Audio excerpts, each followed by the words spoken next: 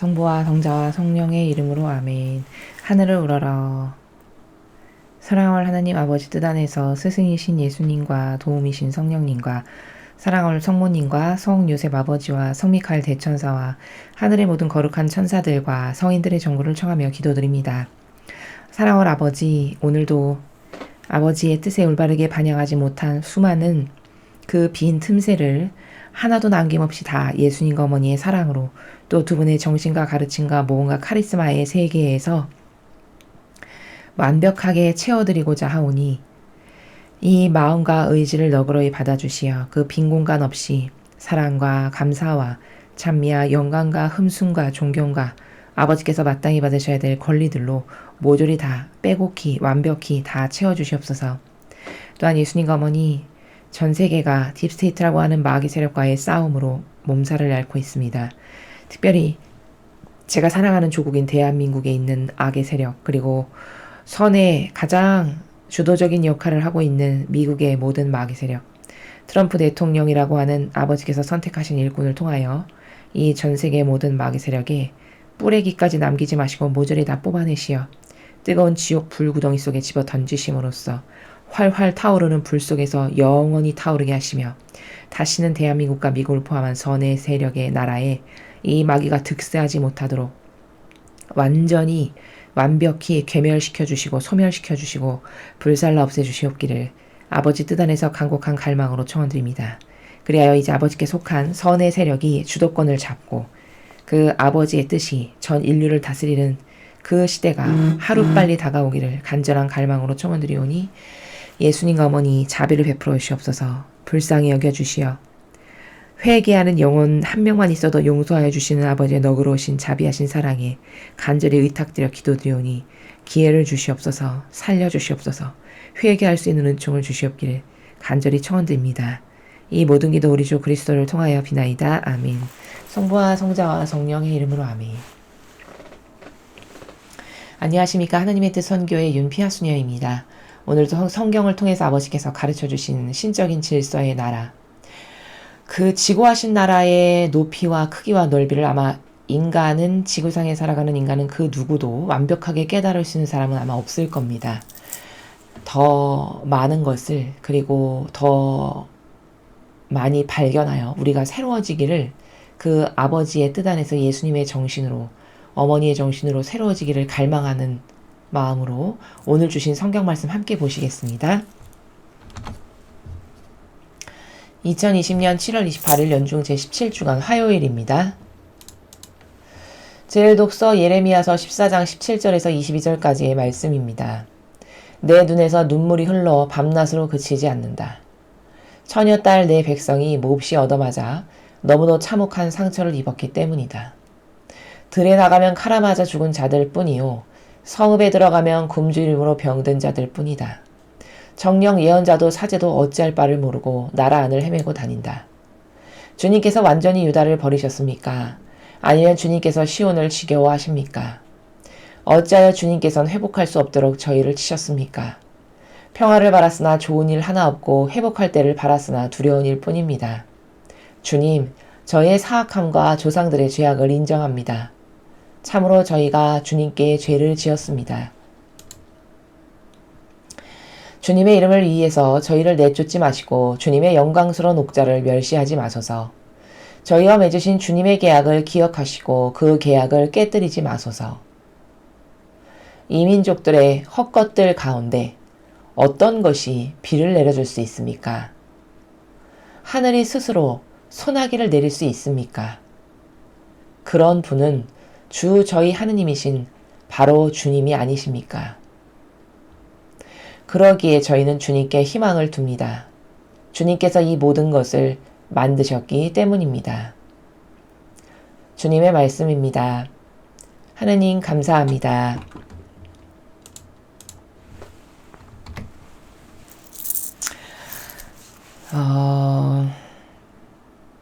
오늘 이 일독서 예레미야서는 여러분 지금까지는 조금 다른 관점의 나라에서 설명을 드리겠습니다. 우리가 그 성모님의 다양한 아름다우신 많은 속성들 중에 피앗의 정신이라는 것이 있습니다. 자, 그 피앗의 정신이라는 것은 무엇이냐면 피앗이라는 단어는 두 가지의 의미를 한꺼번에 내포하고 있는 단어입니다. 그러니까 자연법에는 존재하지 않는 단어죠. 자연법은 단어 하나가 하나의 의미만을 딱딱 내포하고 있지만 본질적인 그 신적인 나라에서의 많은 단어들은 사실 다중적이고 복수적인 의미를 한 개의 단어 안에 많이 포함하고 있습니다. 그래서 이해를 하실 때 조금 진리를 이해하실 때 버거우실 수가 있는데 익숙해지면 이것도 여러분의 새로운 정신세계가 될 수 있습니다. 자, 피앗이라는 단어는 두 가지 의미를 내포하고 있는 단어인데 첫 번째, 너 이렇게 해보겠느냐? 라고 아버지께서 권고하시는 것입니다. 그리고 동시에 두 번째 어떤 의미를 갖고 있냐? 피앗이라는 단어는 받아들이는 당사자가 그 말씀을 들은 당사자가 예 그렇게 하겠습니다. 아버지 뜻만을 이루시옵소서 이렇게 응답하는 그래서 두 가지를 한꺼번에 내포하고 있는 나라를 우리는 피앗이라는 단어 안에 바로 이 두 가지 의미를 함께 내포하고 있습니다. 그래서 성모님께서는 그 이제 태중에 예수님을 이제 잉태하게 될 거고 이러이러한 메시아의 너가 어머니가 될 거고 그분은 온 인류를 구원하신 그리스도이시다. 이제 이런 수태고지를 들으실 때 천사를 통해서 그 이야기를 들으셨잖아요. 이제 아버지의 뜻을 전하는 천사가 전령으로서 메신저로서 이제 어머니께 와서 그 이야기를 하시는데 물어보시죠. 의중을. 이러이러한 일이 있을 것이다. 너는 이렇게 해서 아들을 잉태하여 이렇게 될 테이니 그 이름을 예수라 하여라. 의중을 하느님 아버지의 의중을 넌지시 내비치시는 겁니다. 아버지의 뜻이 이러하신데 어떻게 생각하냐라고 넌지시 내비치시는 거죠.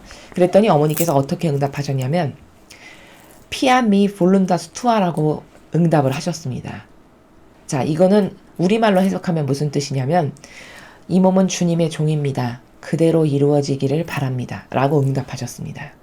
그러니까 피앗이라는 단어는 아버지 입장에서는 즉 창조주께서 이러이러 권능으로서 이러이러한 것을 해보겠느냐라고 말씀하시면 받아들이는 피조물이 아버지의 뜻만을 저에게 이루어 주십시오라고 하는 이 두 가지가 한꺼번에 내포되어 있는 단어가 피앗이라는 단어입니다. 이게 어머니가 가지신 아름다운 여러 가지 속성들 중에 하나입니다. 자, 이 말을 왜 여러분에게 드리냐 서두에 오늘 이 예레미야서는 그 피앗의 정신 세계에서 보면 이해를 할 수 있습니다. 무슨 말이냐면 지금 이 일독서 예레미야서에서 예레미야 예언자가 이야기하는 이 모든 나라는 형상적으로는 사람인 예레미야 예언자가 이야기하는 걸로 보이지만 사실 본질의 나라에서는 그 예레미야 예언자의 육을 빌려서 하느님 아버지께서 그 영혼 안에서 말씀하시는 내용입니다. 모든 예언자들이 다 마찬가지입니다. 구약의 수많은 예언자들도 신약에 선택받은 주님의 일꾼들 그리고 예수님조차도 나는 아버지의 뜻만을 행한다라고 말씀하신 그 정신세계는 겉에 보이는 이 육이 이론적인 육이 말은 하고 있으되 사실 그 말을 하는 주체요 당사자는 그 영혼 안에 사시는 하느님 아버지시다. 주님의 영이시다. 성령 하느님의 영이시다. 이렇게 보아야 하는 것이 맞는 신적 관계성이라는 것이죠. 자, 그러면 잘 보십시오. 예레미야 예언자 안에서 하느님께서 무엇을 얘기하시냐. 내 눈에서 눈물이 흘러 밤낮으로 그치지 않는다. 처녀딸 내 백성이 몹시 얻어맞아 너무도 참혹한 상처를 입었기 때문이다. 들에 나가면 칼에 맞아 죽은 자들 뿐이요 성읍에 들어가면 굶주림으로 병든 자들 뿐이다. 정령 예언자도 사제도 어찌할 바를 모르고 나라 안을 헤매고 다닌다.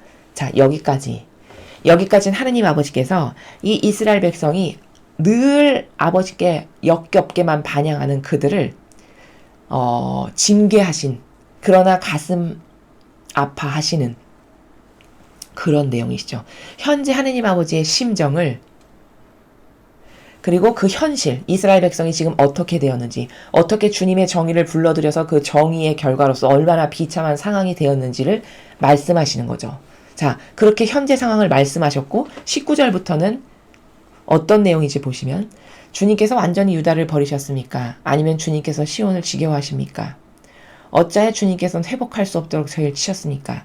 평화를 바랐으나 좋은 일 하나 없고 회복할 때를 바랐으나 두려운 일 뿐입니다. 주님 저희 사악함과 조상들의 죄악을 인정합니다. 참으로 저희가 주님께 죄를 지었습니다. 자, 19절부터는 누가 응답하는 나라로 펼쳐지고 있나요? 정신세계가. 그렇죠. 당사자인 이스라엘 백성, 그리고 그 이스라엘 백성을 대표하는 대표자여 리더인 예레미야 예언자가 이야기하는 것 같이 지금 기술이 되고 있습니다. 그러니까 20절도 그렇고 이제 21절, 21절도 다 뭐냐? 주님의 이름을 위해서 저희를 내쫓지 마시고 주님의 영광스러운 옥자를 멸시하지 마소서. 저희와 해주신 주님의 계약을 기억하시고 계약을 깨트리지 마소서. 아버지 이렇게 잘못했습니다. 용서해 주세요. 그리고 22절은 하느님 같은 분이 또 어디에 있겠습니까? 저희가 정신을 차리지 못하고 맨날 반역과 모욕과 치욕만을 들여서 벌을 받았지만 주님 같으신 분은 두 번 다시 없습니다. 그러니 용서해 주세요. 계약을 깨트리지 마세요. 이런 내용이죠. 그럼 전반부 17절, 18절의 내용은 현재 이스라엘의 비참한 상황을 말씀하고 계시고 19절부터 22절까지는 피조물인 당사자가 아버지 앞에 반향을 지금 올바르게 하는, 잘못했습니다. 제가 깨닫지 못하고 또 이런 죄악을 저질렀네요. 용서해 주세요. 주님 같으신 신이 어디 있으시겠습니까? 감히 깨닫지 못하는 이 멍청한 저희를 용서해 주시고 회개할 수 있게 하시고 저희는 주님께만 희망을 두니 자비를 베풀어 주소서. 이런 내용이잖아요. 그럼 아까 제가 피앗을 말씀드릴 때 피앗의 정신세계라는 것은 창조주가 권고하시는 너 이런 거 해보겠느냐라고 권고하시는 내용에 대해서 당사자가 즉 피조물이 아버지 뜻만을 이루시옵소서. 전 아버지 뜻만이 이루어지길 바랍니다. 이렇게 올바르게 화답하는 요 나라를 우린 피앗이라고 이야기했습니다. 그럼 지금 이 예레미야서도 전반부에 아버지가 현실 세계를 너는 지금 이렇게 내 정의를 불러들여서 이렇게 되었다 라고 말씀하신 거고, 후반부는 당사자인 피조물이 아버지는 저희를 이렇게 벌하셨고 이렇게 됐는데 저는 이런 것을 받아도 쌉니다. 불쌍히 여겨주세요. 용서해주세요. 깨닫지 못해서 그렇습니다. 라고 고백하는 내용이죠. 그러니까 피앗의 정신세계와 똑같죠. 그런데 이것은 잘 이해하셔야 되는 것이 하느님 아버지께서 다 말씀하시는 내용입니다. 피조물이 말하는 게 아니라 예레미야 예언자를 통해서. 그럼 이건 어떤 정신세계를 지금 우리에게 가르쳐주고 계시는 거냐면, 전반부는 아버지가 왜 정의를 내리셨는지, 왜 징계를 받을 수밖에 없는지에 대해서 서술하고 계세요. 말씀을 하시죠. 그리고 후반부는 너희 이렇게 기도해라. 이렇게 나에게 다시 똑바로 돌아와라. 이렇게 갈망해라. 깨닫고 이렇게 회개해라 라고 가르쳐 주시는 거예요. 이스라엘 백성들이 할 말을 지금 아버지가 다 하고 계시잖아요. 후반부에. 그건 뭐냐. 지금 실제적으로 이스라엘 백성이 이런 회개를 한 게 아니고 예레미야 예언자를 통해서 아버지께서 이건 다 말씀하시는 나라인데, 글을 도구로서 쓰시는 나라인데, 전반부는 아버지가 현 상황을 왜 이렇게 망할 수밖에 없고 정의를 쏟아부을 수밖에 없었는지를 말씀하시고, 후반부는 마치 당사자가 고백하는 내용으로 되어 있지만 그것은 당사자인 이스라엘 백성이 회개해서 고백을 한 게 아니라 아버지께서 예레미야 예언자 안에서 그분의 영께서 너희는 이렇게 회개해야 된다. 이렇게 나에게 다가와야 된다. 이렇게 뉘우쳐야 된다. 너에게 유일무이한 신은 나밖에 없음을 깨달아야 된다라고 가르쳐 주시는 내용이라는 거죠. 그러므로 이것을 듣는 우리가, 그리고 이 시대에 살아가는 이스라엘 백성들이, 예레미야 예언자가 이걸 공표하잖아요. 이렇게 말씀으로써. 그럼 이걸 듣고 깨닫고서는 하느님 앞에 저렇게 기도하라는 말씀이시구나. 저렇게 회개하라는 내용이구나. 저렇게 다시 되돌아가라는 말씀이시구나. 우리에게 이렇게 올바르게 똑바르게 다시 비틀어진 길에서 돌아서서 공정과 정의를 사랑하시니 우리도 그것을 수행하고 또 아버지 뜻에 올바르게 화답하는 백성이 되라고 우리를 깨닫게 하시는구나. 이렇게 깨닫고 잘 반영해라라고 가르쳐 주시는, 사실 똑바른 응답의 나라, 똑바른 기도의 나라를 보여주시는 거다. 이렇게 이해할 수 있다라는 것입니다. 그래서 예언자의 영 안에서 아버지께서 지금 말씀하시는 것이고, 그것은 곧 이렇게 기도하거라 라고 가르쳐 주시는 영적 세계를 지금 우리가 보고 있는 것이다 라는 것이고요. 이것을 더 구체적으로 잘 이해하시려면 이 시대에 이제 마라나타 미국에서 지금 주시는 메시지 말고도 세계 각국에서 많은 메시지를 주시는데, 그 아프리카에서 주시는 메시지도 있고 그렇거든요. 근데 거기 보면은 다 이렇게 기도하라라고 주시는 말씀이세요. 그러니까 마지막 시대는 지금 이렇게 급박하고 급변하게 돌아가고 있고 영적 싸움이 매우 치열하고 까딱 잘못해서 발 하나 잘못 뒤졌다가는 너가 악에게 동조하고 협력하다가 지옥으로 가는 게 너무나도 쉬운 세상이니 너희는 이렇게 기도하거라 라는 것을 한 사람을 딱 점지하셔서 주님 보시기에 합당하고 올바르게 반영할 수 있는 한 사람을 딱 점지하셔서 그를 통해서 다 말씀하시는데 그 말씀의 내용을 요약 정리하고 추각하면 다 뭐냐면 인류야 이렇게 기도하거라. 인류의 내 자녀들아 이렇게 기도해서 나에게 돌아오너라. 이걸 전하고 싶으신 아버지의 성부의 마음을 우리가 볼 수 있다라는 거죠. 오늘도 똑같은 나라라는 겁니다. 그래서 구약 시대에 예레미야 예언자 말고 수많은 예언자들이 있었잖아요. 천지창조 때부터 구약의 막바지에 이르기까지 많은 예언자를 파견하셨죠. 아버지께서는. 뭐 훌륭한 이사야 예언자 있었고 엘리야, 엘리사, 뭐 수많은 아버지께서 정말 사랑하시는 다윗 왕에 이르기까지 수많은 예언자들이 있었고 그들이 이렇게 성경을 통해서 우리에게 전해주시는 이 다양한 말씀들은 사실 아버지의 뜻이 그들을 도구로 쓰셔서 뭘 가르쳐 주시는 거냐면 이렇게 회개하거라, 이렇게 뉘우치거라, 이렇게 똑바로 반향하거라, 지금 이렇게 잘못되어 있으니 올바르게 다시 돌아오거라, 이런 기도의 나라, 이런 회개의 나라, 이렇게 다시 올바른 정신세계가 무엇인지를 가르쳐 주시고 듣는 우리가 똑바르게 반향해서 그 정신세계로 아버지께 다시 돌아가고 회개하고 뉘우치고 기도하고 갈망하고 이런 것을 깨닫게 하시는 나라다 라는 것이 오늘 일독서의 새로운 관점으로 여러분에게 제가 지금 말씀을 드리는 나라다라는 것입니다.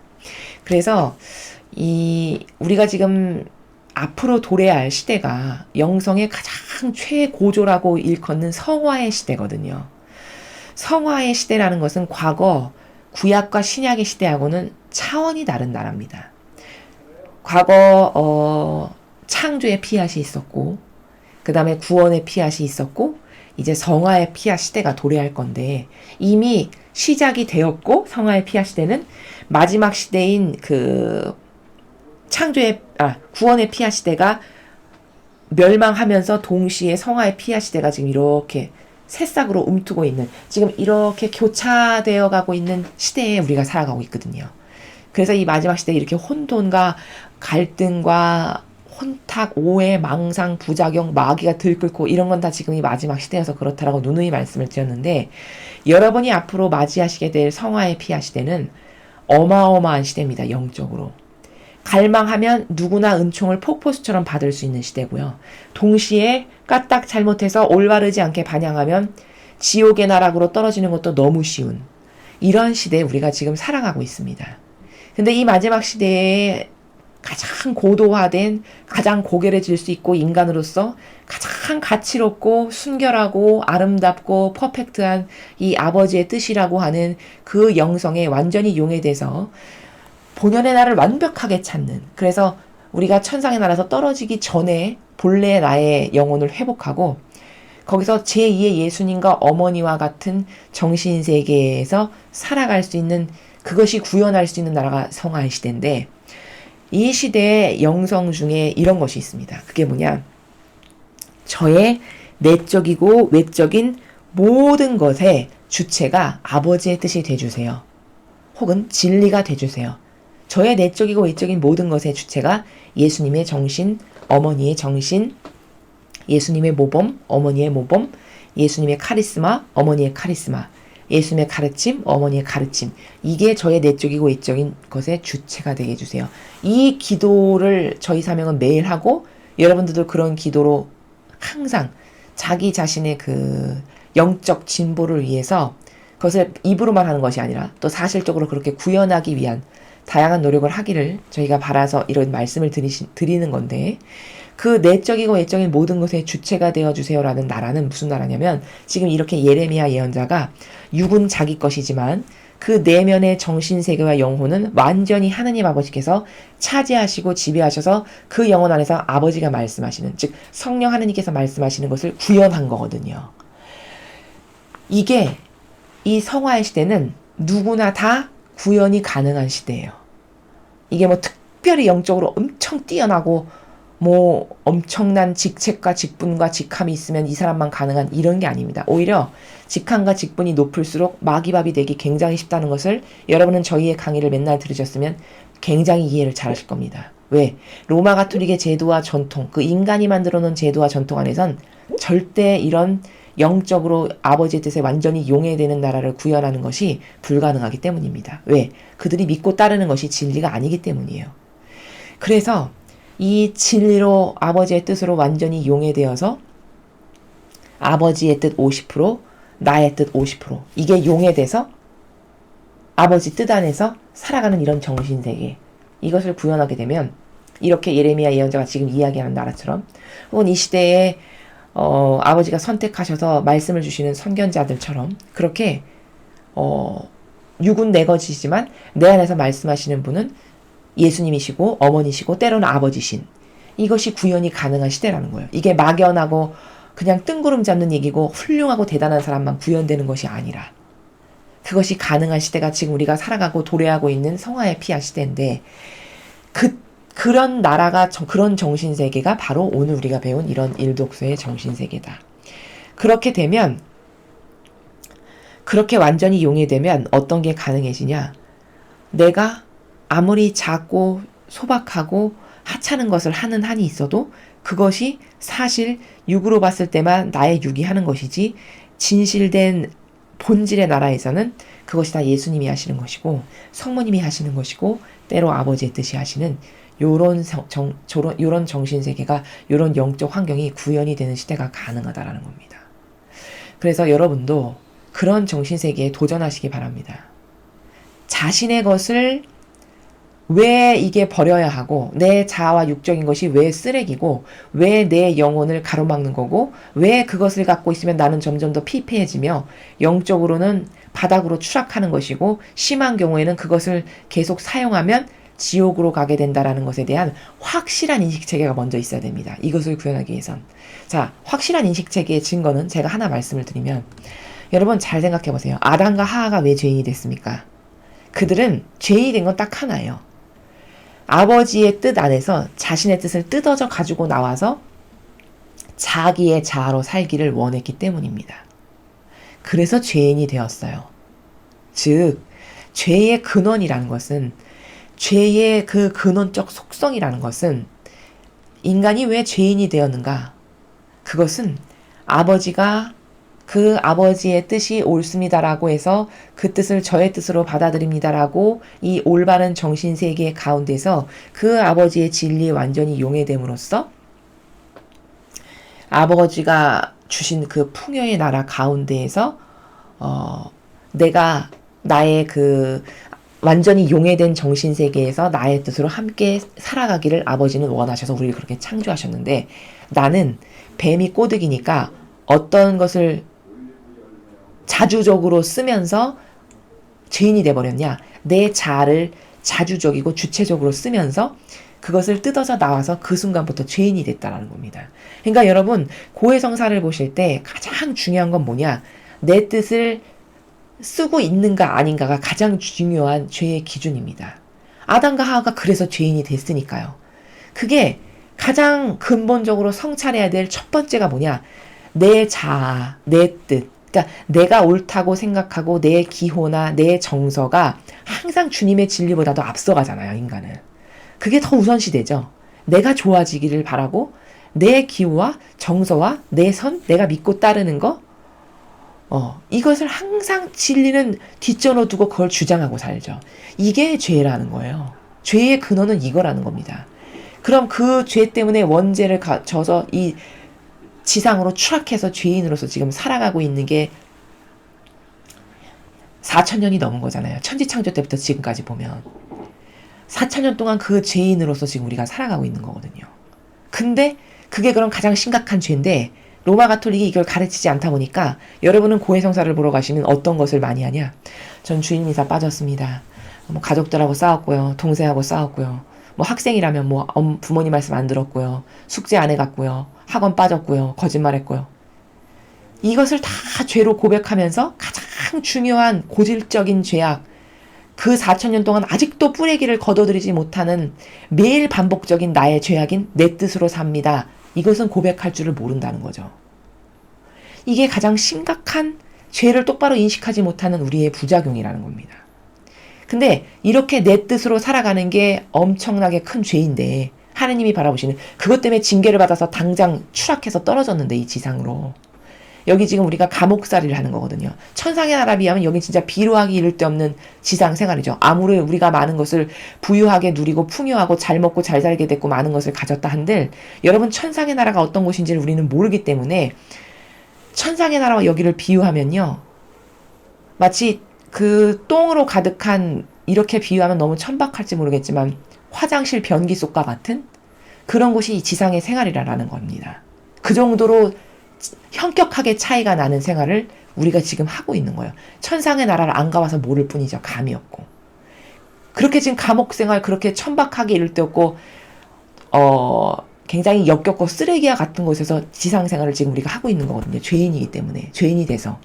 근데 그 죄인이라고 아버지가 판단해버리신 가장 중요한 게 뭐냐. 내 뜻으로 뜯어져가지고 아버지 뜻에서 떨어져 나왔다라는 거예요.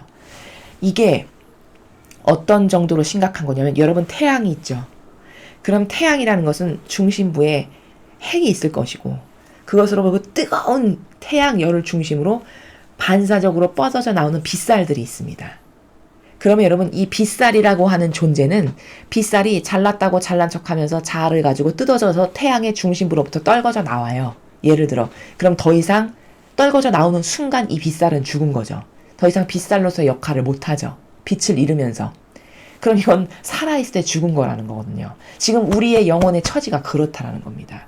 이렇게 자기의 자아를 가지고 그 엄청난 뜨거운 열량과 에너지로 매일 밝게 비출 수 있는 그 핵심부의 태양으로부터 떨궈져 나온 상태가 우리의 영혼의 상태예요.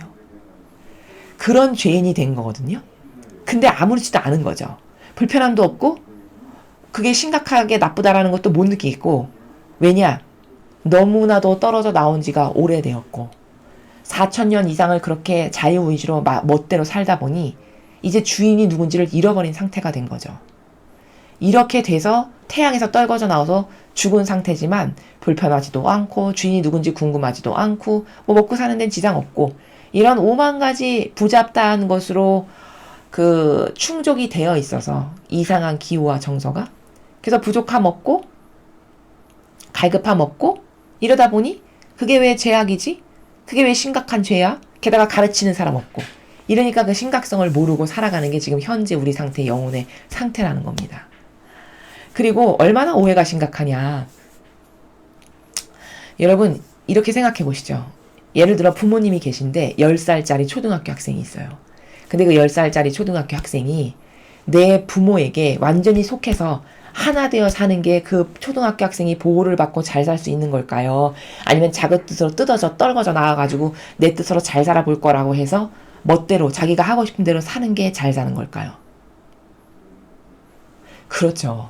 당연히 아무리 부족한 부모라 해도 그 부모가 심지어 가장 가난하고 비루하고 보잘것없다라 해도 그 부모에게 용해되고 하나 되고 한 뜻으로 살아가는 것이 오히려 초등학교 10살짜리의 학생에게는 행복이고 유일한 희망이고 그것만이 빛이고 자신을 보호할 수 있는 유일한 방법이라는 거죠. 근데 이 초등학교 학생에게는 어떤 오해가 있냐? 갑갑해, 답답해, 내 뜻으로 자유롭게 살고 싶고 뭐든지 내 맘대로 하고 싶어. 이렇게 해서 뜯어서 떨궈져 나온 상태, 이게 우리 영혼의 상태입니다. 자, 지금 두 가지의 예시를 들어서 여러분께 설명을 드렸습니다. 우리 영혼의 상태가 이렇게 비참하고 피폐한 거예요. 아버지 뜻에서 떨어져 나왔다라는 게. 그럼 이거는 뭘까? 아버지 뜻으로 다시 회귀해서 돌아가지 않는 다음에는 희망이 없는 거거든요. 여러분 그 빗살이 다시 태양으로 돌아가지 않고서 희망이 있겠습니까? 없죠. 10살짜리 초등학교 학생이 자신의 부모에게 돌아가서 그 부모에게 순종하면서 거기 속해서 사는 것 말고 어떤 희망이 있을까요? 떨어져 나와서 산다고 하는 것은 일시적으로는 자유를 느낄 수 있겠지만 과연 그게 얼마나 갈까요? 이런 것에 대해서 까막눈이고 근시안적이고 영혼이 악에게 갇혀있다 보니까 모르는 거죠. 이게 현재 우리의 상태라는 겁니다. 자, 이런 말씀을 왜 드리냐? 이렇게 자기 자아가 얼마나 자신의 영혼을 피폐하게 만드는 거고 오히려 자기를 죽이는 거라는 것에 대한 인식이 희박하면 자신의 자아를 진짜 버려야 되겠다. 아, 이건 나를 위한 게 아니구나. 아, 이건 나를 오히려 죽이는 거네. 이것을 인식하지 못하면 용해되는 이 단계는 절대 갈 수 없겠죠. 용해가 왜 좋은 거고, 그렇게 해야만 본연의 나를 찾는 거고, 그게 떨어져 나온 나를 다시 회복시키는 길이라는 것에 대해 명확한 인식이 있어야만 용해돼서 하나 돼서 사는 것이 기쁜 거고, 나의 유일한 희망이고, 그것이 행복이고, 그것이 아버지 사랑을 내가 받을 수 있는 유일무이한 길이며, 그럴 때만 본연의 나를 찾는다라고 하는 이런 프로세스가 완벽하게 나에게 있을 때에만 용해되는 걸 갈망할 수 있고, 하나 되고 싶고, 하느님과 예수님 어머니의 정신세계가 내게 되게 하고 싶고, 이런 게 있어야 원할 거고, 원해야 갈망해야만 그런 정신세계를 구현할 수 있다. 그러면 그게 구현이 되면 아버지 뜻 안에서 더 이상 내가 사는 게 아니라 바울 사도가 이야기했듯이 그리스도가 내 안에서 사신다는 게 무슨 말이냐. 이 육은 껍데기는 나지만 내 영혼 안에는 예수님과 어머니께서 나랑 함께 사신다. 아버지 뜻이 함께 사신다. 그러니까 더 이상 내가 무엇을 한다 한들 그것은 내가 하는 게 아니라 아버지 영께서 하시는 거다. 이게 구현이 그때서만 가능하다는 거죠. 그래서 오늘은 조금 더 디테일하게 왜 자아를 버리는 게 가장 최우선적인 과제며 그것이 얼마나 큰 죄악인지를 이 교회가 가르치지 않기 때문에 깨닫지 못해서 못 버리는 이 한계점을 여러분에게 조금 더 구체적으로 두 가지 예시를 들어서 말씀을 드렸습니다. 자, 그럼 복음 말씀 함께 보시겠습니다. 마태복음 13장 36절에서 43절까지 말씀입니다. 주님 영광 받으소서. 그때 예수님께서 군중을 떠나 집으로 가셨다. 그러자 제자들이 그분께 다가와 밭의 가라지 비유를 저에게 설명해 주십시오 하고 청하였다. 예수님께서 이렇게 이르셨다. 좋은 씨를 뿌리는 이는 사람의 아들이고 밭은 세상이다. 그리고 좋은 씨는 하늘나라의 자녀들이고 가라지들은 악한 자의 자녀들이며 가라지를 뿌린 원수는 악마다. 그리고 수확되는 세상 종말이고 일꾼들은 천사들이다. 그러므로 가라지를 거두어 불에 태우듯이 세상 종말에도 그렇게 될 것이다. 사람의 아들이 자기 천사들을 보낼 터인데 그들은 그의 나라에서 남을 죄짓게 하는 모든 자들과 불의를 저지르는 자들을 거두어 불구덩이에 던져버릴 것이다. 그럼 그들은 거기서 울며 이를 갈 것이다. 그때 의인들은 아버지 나라에서 해처럼 빛날 것이다. 귀 있는 사람은 들어라. 주님의 말씀입니다. 그리스도님 찬미합니다. 자, 지금 이 이야기는 대상이 군중인데 군중에게 하신 말씀을 제자들이 설명해 주세요, 해설해 주세요 하셔서 지금 이제 제자들에게 따로 예수님께서 설명해 주시는 그런 나라입니다. 자, 우리가 이 복음 말씀 여러 번 들으셨기 때문에 이제 이 복음이 어떤 내용을 이야기하시는지 다 이해하실 텐데요. 이것은 영혼을 두고 이야기하시는 나라죠. 그러니까 뭐 여기 보면은 이런 말씀을 하시죠. 그때 의인들은 아버지 나라에서 해처럼 빛날 것이다. 그럼 의인들은 아버지 나라에서 해처럼 빛날 것이다 라는 것은 그 영혼을 두고 하시는 말씀이라는 겁니다. 이렇게 지금 우리가 이렇게 눈에 보이는 이 육을 갖고 있는 우리를 두고 하시는 게 아니라 이 다음 천상의 나라에 의인들이 갔을 때 그들이 해처럼 빛날 것이다. 그 영혼이 그렇게 해처럼 빛날 것이다. 즉, 이 이야기의 대상은 군중에게 하셨는데 이것은 어떤 세계를 이야기하시는 거냐? 눈에 보이는 형상의 세계가 아니라 이 다음에 천상의 나라에 가서 심판대 앞에 섰을 때 어떤 것은 버려지고 어떤 것은 천상의 나라에 갈 그 영혼의 세계를 두고 하신 말씀이다. 라는 것이고 또 우리가 여기서 꼭 반드시 알아야 될 것은 다른 강의에서 말씀드렸지만 누가 지옥의 구덩이에 들어갈 사람들인가를 명확하게 말씀하셨어요. 보통 우리는 저 사람 지옥 가겠네 이렇게 이야기할 때 뭐 예를 들면은 뭐 누구를 엄청 잔인하게 죽인 살인자라든가 엄청 우락부락하게 생긴 막 조폭 뭐 양아치 싸움하는 이런 사람들 진짜 지옥 가겠네 엄청 악독하다 뭐 이런 생각을 하기 쉽잖아요. 근데 여러분 물론 그들도 그들이 행한 죄값을 당연히 받아야 되겠죠. 근데 아버지가 보시는 관점은 상당히 달라요. 여기 41절을 보십시오. 남을 죄짓게 하는 모든 자. 자, 굉장히 중요해요. 두 번째, 불의를 저지르는 자. 어떤 그룹을 두고 저렇게 말씀하신 걸까요? 저 분명히 지옥 간다라고 지금 선언적으로 선포하신 거예요. 물론 수많은 사람이 지옥에 가겠죠. 자신의 죄악만큼 저지른 그 업보만큼 행한 사악한 열매를 맺은 것만큼 그거에 응당하는 벌을 받고 뭐 연옥을 가고 지옥을 가겠죠. 근데 이건 빼도 박도 못하게 지옥 갈 세력이다라고 딱 규정해서 두 가지의 세력을 말씀하셨는데 그게 첫 번째가 뭐냐? 남을 죄짓게 하는 모든 자예요. 두 번째가 뭐냐? 불의를 저지르는 자예요. 자, 그럼 이게 뭘까? 남을 죄짓게 하는 모든 자. 자, 그럼 이게 여러분 남을 죄짓게 하는 자가 아무런 권한과 영향력도 없는 사람일까요? 권한과 높은 직함과 권력과 이런 걸 많이 갖고 있는 사람일까요? 당연히 직함과 권한과 직분 이런 걸 높은 것을 많이 갖고 있는 자겠죠. 왜? 아무런 권한이 없는 자는 남을 죄짓게 하질 못해요. 자기나 혼자 죄짓는 거지. 그렇죠. 무엇을 잘못했다 한들 자기의 영혼에게만 손해가 가게 하는 것이지 남까지 죄짓게 할 수 있는 능력이 없단 말이죠. 왜? 권한과 무슨 직분과 갖고 있는 뭐 돈이 있기라나 높은 위치에 있기라나 아무것도 그런 것을 행사할 능력이 안 돼요. 그러므로 남을 죄짓게 하는 모든 자라는 것은 높은 직함과 권한과 돈과 명예와 이런 걸 가지고 그거를 휘둘러가지고 자기만 지옥에 가는 게 아니라 남도 그 지옥으로 교묘하게 끌어들여서 그 영혼이 속아 넘어가가지고 옳은 거네, 좋은 거네, 착한 거네 이렇게 속아 넘어가게 해가지고 그 직분을 보고 믿고, 그쵸? 그가 훌륭한 예를 들어 뭐 높은 사람이면 그가 말하는 것에 엄청난 파워가 영향력이 있을 거 아니에요.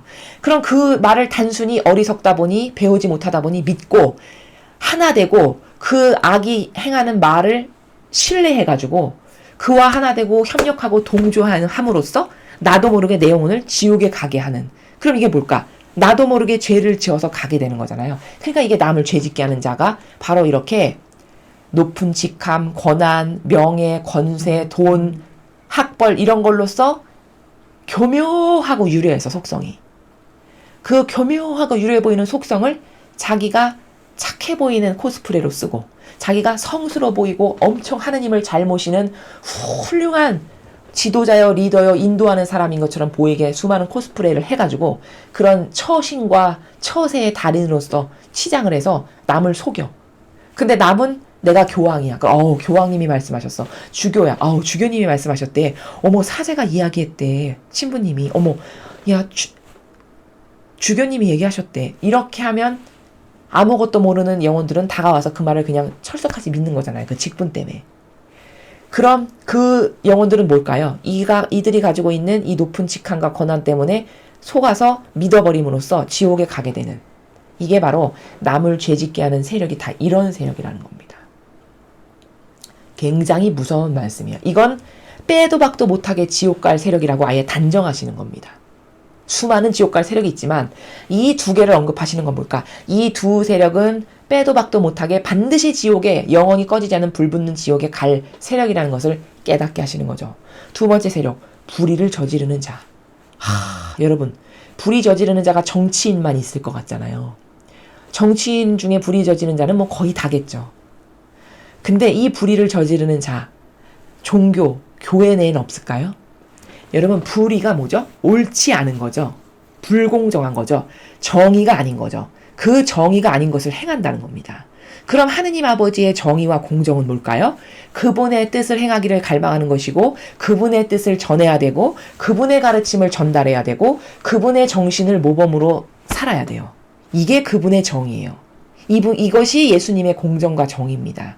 고로 다시 설명하면 예수님과 성모님의 가르침과 정신과 모범과 카리스마가 저의 정신입니다. 라고 여겨서 그 정신으로 살지 않는 모두가 다 불의를 저지르는 자입니다. 종교 내에서. 주님의 일꾼이다 해서 다가온 사람들 중에서. 그럼 여러분 엄청 많겠죠. 그 불의를 저지르는 자. 보통 불의를 저지른다 그러면 단편적인 이론적인 자연법에서의 사고방식은 불의?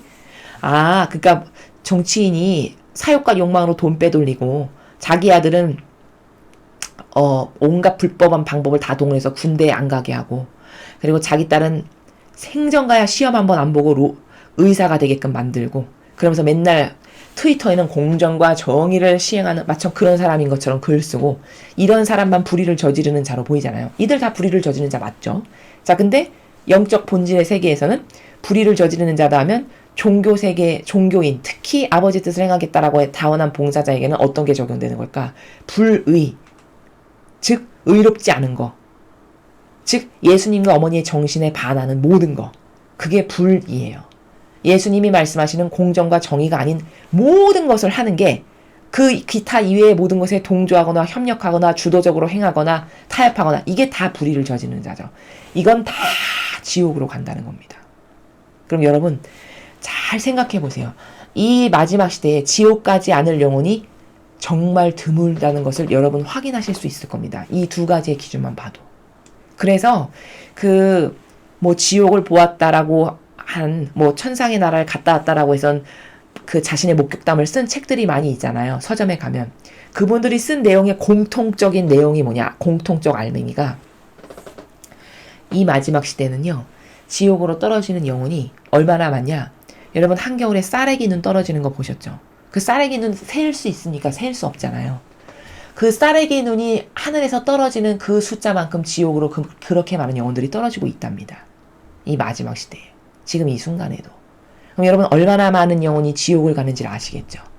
이게 평상시에 이런 것을 생각 안 해보고 살기 때문에 와닿지 않거든요.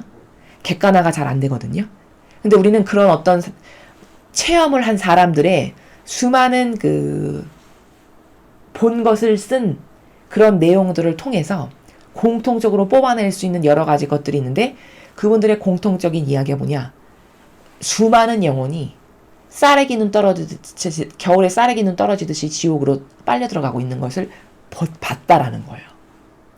그럼 왜일까? 이렇게 공정과 정의를 실행하지 않고 남을 죄짓게 하는 이런 사람이 얼마나 많다는 얘기일까요? 특히 교회 리더 지도자 중에 여기 속하지 않을 사람 굉장히 드물겠죠. 왜? 진리 가르치지 않죠. 예수님의 정신세계로 안 살죠. 그분의 공정과 정의를 외치지 않죠. 게다가 맨날 만담하죠. 자기 신학생 때 얘기하죠. 유학 갔다 온 얘기하죠. 정치 얘기하죠. 그 다음 듣고 싶지도 않은 빨갱이 공산주의 사상 남에게 전하죠. 무신론의 정신을 은근히 강요하죠. 이런 수많은 것이 다 뭘까요? 지금 언급한 이 모든 것만 해도 다 예수님하고는 완전 다른 정신세계잖아요. 그럼 이게 다 불의를 저지르는 세력이에요. 이게 다 지옥으로 떨어진다는 겁니다. 그러니까 쌀래기 눈처럼 떨어진다라고 목격자들이 이야기하는 거예요. 우리는 영혼이라는 것은요, 여러분, 이렇게 막 이런 어떤 가시적으로 눈에 보이지 않고 이렇게 막 꼬집으면 느껴질 수 있는 통증이 있는 이런 세계가 아니다 보니 참 막연하고 항상 비상적이에요. 영혼의 세계가 나의 주체가 돼야 되는데 그래서 그 영혼의 세계가 항상 반짝반짝하고 거기에는 반영하고 이 육이나 기타 다른 것에 대해서는 죽어 있어야 되는 게 정상이거든요. 근데 우리는 거꾸로 살죠. 우리는 이 육과 내 마음과 기분, 내 사사로운 감정, 내 자아 이런 곳에는 반짝반짝 반향을 막 순식간에 몇 초마다 한 번씩 반향을 하면서 정작 반향을 잘해야 되는 이 영혼이라고 하는 세계, 이 정신세계, 하느님 아버지의 뜻과 예수님 어머니의 정신세계에 거기에 반짝반짝 반향해야 되는 이것은 만약에 이 육에 반향하는 게 한 1000와트다. 그럼 1와트 될까 말까? 아마 1와트도 못 되는 1와트도 안 되는 영혼들이 굉장히 많을 거라고 생각이 됩니다.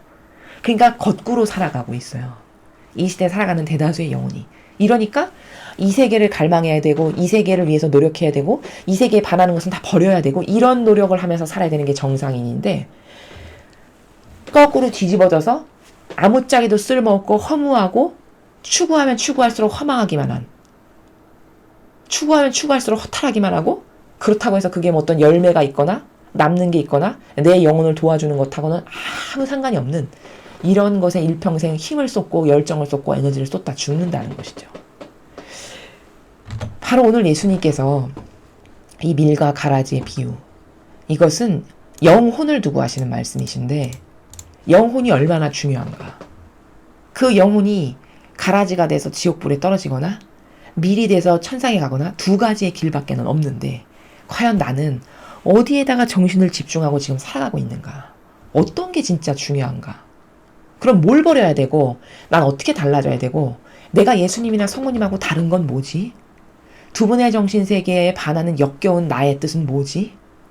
내 자아는 과연 예수님이나 어머니의 그 쓰셨던 자아, 두 분의 자아는 완전히 용해돼서 자기 것을 찾아볼래야 찾아볼 수 없는 이런 정신세계였는데 도대체 내 자아는 뭘 추구하고 살고 있지? 한평생 그렇게 추구해서 나에게 얻은 게, 내 영혼에게 유익이 된 게 뭘까? 이런 어떤 하나하나 객관화 시켜보고, 그래서 뭔가 다른 내가 되게 하고, 이런 어떤 프로세스적인 사고방식이 없다 보니 늘 막연하고, 그러니까 영혼은 목말라서 죽어가고 있는데, 영혼은 피폐하게 이를 데 없는데, 영혼을 돌보는, 영혼이 중심이 돼야 되는 게 정상인데 이것은 아예 관심이 없는, 그래서 영혼은 삐쩍 말라서 죽어가고 있는 아사 직전의 상태인, 그게 현 시대를 살아가는 우리의 모습이고, 그것을 개선하려면 아까 제가 일독서에서 말씀드렸던 것처럼 용해되는 것이 왜 중요하고, 왜 아버지 뜻이 내 뜻으로 받아들여 살아야 되고, 그게 과연 나에게 진짜 내 뜻으로 사는 게 왜 유익이 될까? 제가 그 태양의 비유와 10살짜리 초등학생이 부모님으로부터 떨어져 나갔을 때 살기 시작하면 그게 바로 그때부터가 불행의 시작인데, 이것이 좋다라고 여기면서 사는 게, 4,000년 동안 지금 그렇게 살아가는 게 우리의 현실이다.